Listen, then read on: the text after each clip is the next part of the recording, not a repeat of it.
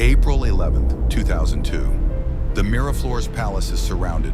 Gunfire echoes through the streets of Caracas. Within hours, the president of Venezuela, Hugo Chávez, is arrested and flown to a secret military base on a remote island.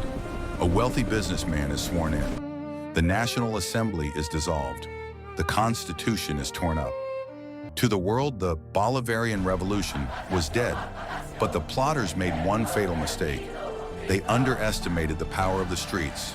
In just 47 hours, the coup would collapse, the military would split, and Chavez would fly back into the capital to reclaim his throne.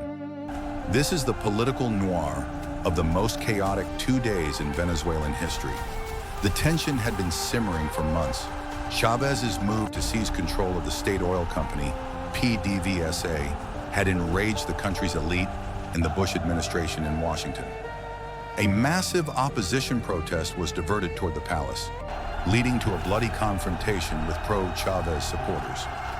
In the chaos, high-ranking generals, claiming they were protecting the people, demanded Chavez's resignation. By midnight, he was a prisoner. Pedro Carmona, head of the Chamber of Commerce, was installed as president. It was a corporate military takeover, backed by the shadows of international interests. The new regime's first act was to suspend all democratic institutions. It was a bridge too far.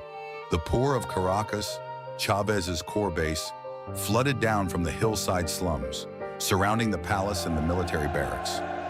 Inside the military, the rank-and-file soldiers, many of whom saw themselves in the mestizo president, refused to fire on the crowds.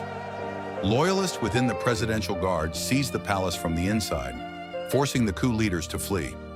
On April 14th, a helicopter touched down on the palace roof. Hugo Chávez emerged, not as a prisoner, but as a martyr reborn. Chavez returned to power with a vengeance. He purged the military and doubled down on his socialism of the 21st century. 4 years later, he walked onto the stage of the United Nations and delivered a performance that stunned the world.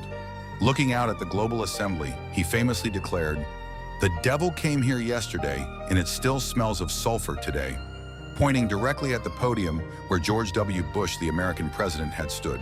He became the face of global anti-imperialism, a leader who divided the world between those who saw him as a savior of the poor and those who saw him as a dangerous autocrat.